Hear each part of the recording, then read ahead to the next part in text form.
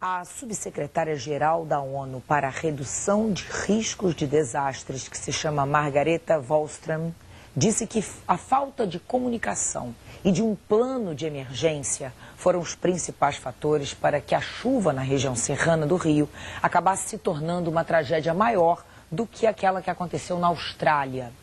19 pessoas morreram nas inundações no estado de Queensland, na Austrália.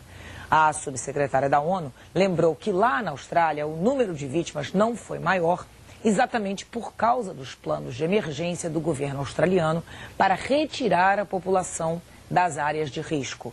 Ela disse que os moradores recebem orientações pelo rádio. A subsecretária citou ainda planos de emergência que funcionam bem em países como Indonésia, em situações de ameaças como terremoto ou erupção de um vulcão.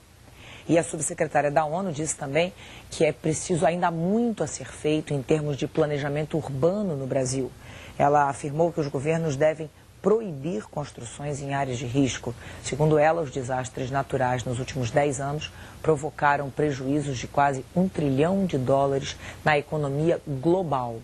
Um estudo citado pela representante da ONU aponta que para cada $1 investido em prevenção é possível economizar pelo menos $7 que são gastos em resgate e reconstrução. Aqui no estúdio eu converso com o economista Gustavo Cunha Mello, que é especialista justamente em gerenciamento de risco. Boa tarde, Gustavo. Boa tarde. Obrigada por você ter aceito o nosso convite. Bom, a gente está vendo aí uma observação da subsecretária da ONU. É uma situação que a gente já vinha falando, inclusive aqui no jornal, que a gente vem comentando nesse momento de crise, né? O pouco que se faz com relação à prevenção no Brasil. É verdade, eu não podia concordar mais com a subsecretária da ONU. Ela foi perfeita em todas as afirmações que fez, concordo em tudo.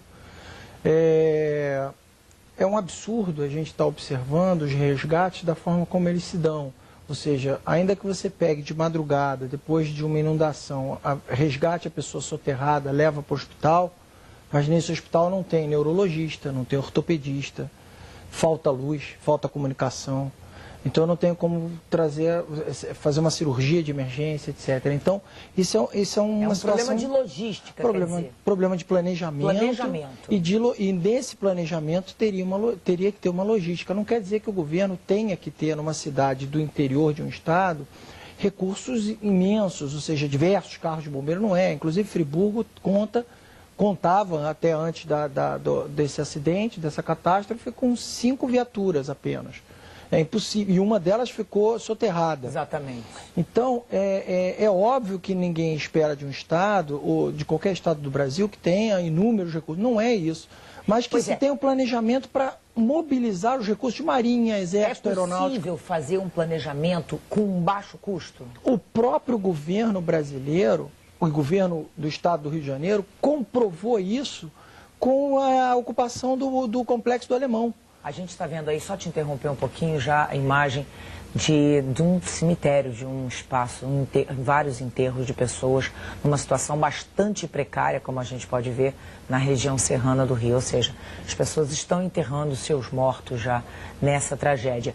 E esse número poderia ser bem menor se houvesse esse planejamento, né, Gustavo? Não tem a menor dúvida. Inclusive... Porque não estamos dizendo que a tragédia não aconteceu. Aconteceu uma tragédia, é um acidente, enfim, natural. Aconteceria de qualquer jeito. Exatamente. Não tem alarme que se coloque nas encostas. Os alarmes são importantes, eu sou defensor dos alarmes. Agora, não há alarme que se coloque em cada morro. Não, ainda que tivesse, a quantidade pluviométrica que se observou foi muito superior ao que qualquer alarme poderia deduzir que teríamos. Então, não é o problema só de ter um alarme e tal. Agora, a descentralização da defesa civil é fundamental. Eu posso ter numa comunidade carente um núcleo de defesa civil. Isso é previsto na lei da defesa civil, um NUDEC, chama NUDEC, Núcleo de Defesa Civil, Se eu tenho 4 voluntários de uma comunidade, 30 a 40 voluntários de uma comunidade carente que sejam treinados, preparados para dar primeiros socorros, que tenham uma maca, que tenham um mínimo de equipamentos para poder salvar numa madrugada, antes do bombeiro chegar. Isso isolar áreas, tirar as pessoas das casas. E formar líderes, né? Formar líderes que saibam guiar as pessoas num momento de emergência. Você está perfeito, exatamente. Criar uma liderança local e criar um núcleo. E que esse núcleo tem um planejamento. Olha, vocês vão sair dessa localidade, vão para uma escola ou para um ginásio público que possa aguardar o fim das chuvas. Se isso houvesse, se esse planejamento tivesse sido feito antes, como foi na Austrália, a própria subsecretária da ONU relatou, não teríamos um número de vítimas que tivemos. Teríamos desastre, casas destruídas, mas menos mortos. Menos mortos. Falando na situação das vítimas fatais, as autoridades de Nova Friburgo assinaram uma deliberação conjunta que permite o enterro dos corpos sem identificação. Eu vou explicar. É uma medida de emergência que foi tomada por falta total de estrutura do Instituto Médico Legal de Friburgo para armazenar os corpos das vítimas. Então, as autoridades lembram que esses enterros só vão ser feitos depois que houver uma coleta de material de DNA de cada uma das vítimas. Ou seja, vai ser colhido o DNA, vai ser reservado para que depois os parentes possam tentar identificar suas vítimas. Enquanto isso, os corpos acabam sendo enterrados sem identificação.